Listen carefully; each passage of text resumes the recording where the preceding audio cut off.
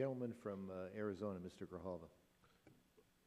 Thank you very much. And throughout this hearing, to expedite and circumvent the established policies for this pipeline, three points, and you've heard them today, and my colleagues have addressed that very well. The three selling points for this legislation and for the pipeline as well has been the issue of jobs, that it is going to create a watershed of employment that this country really needs badly.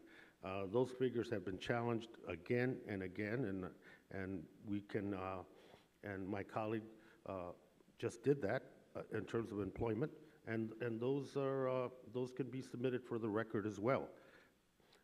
So that's one issue. The other one is the minimal environmental risk. Even as we speak, EPA is questioning the State Department's analysis of whether or not, all the due diligence has been done in terms of reviews, and consistently, as one question comes up, additional questions are generated. And just recently, the State Department agreed to release publicly all the comments that came in regarding the pipeline. And so the minimal environmental risk, I think, is an open question with consequences that are not being looked at, intended or not.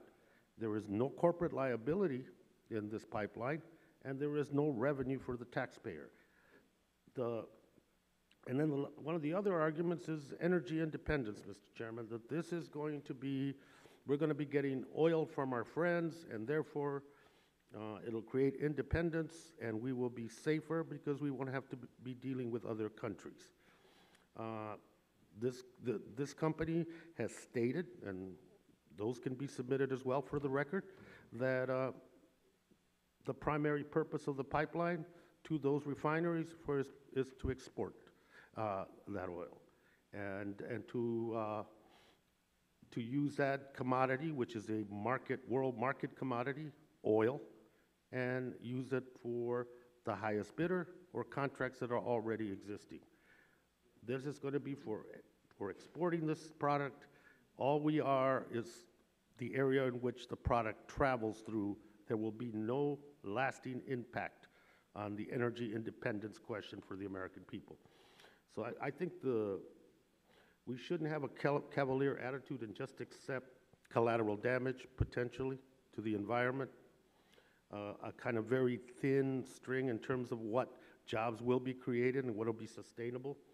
And there's going to be unintended consequences, and that profits made as a result of this pipeline are not going to provide us with independence, and they're not going to provide us with revenue.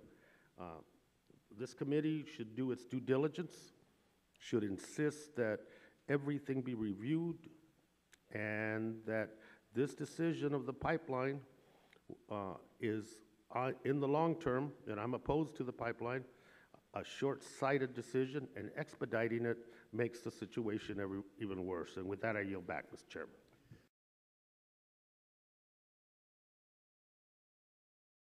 The American public is paying attention. They suspect at times that there are connections here, and they would like to know. So this may feel like a terrible idea to those across the aisle, but I have to tell you that if you ask the American public, they would like to know. And it is in our best interest to be as transparent as we can be when we undertake something as controversial as this. So again, I don't think it's a terrible idea. I think it's an idea that's long overdue.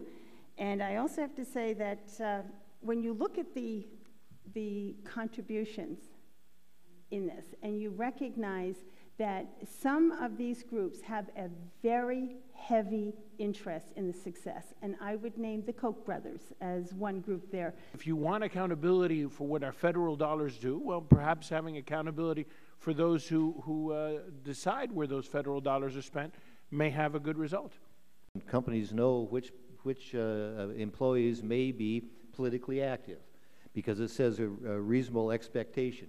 So a disbursement of funds meaning salary, and then a reasonable expectations would mean, to me, my interpretation of this that the salary then would be made made public, and that's the observation I made in my. So if it was made clear that this does not apply to salary paid in the course of business legitimately to employees, would the chairman then support it? No, the gentleman yield. No, listen. Okay, I'm just wanted to. No, listen. I mean, one part of the bill making this any better to me doesn't make any sense. But I thank the gentleman for asking that, and I'll clarify that. I don't like the amendment under any circumstance. Okay. All right.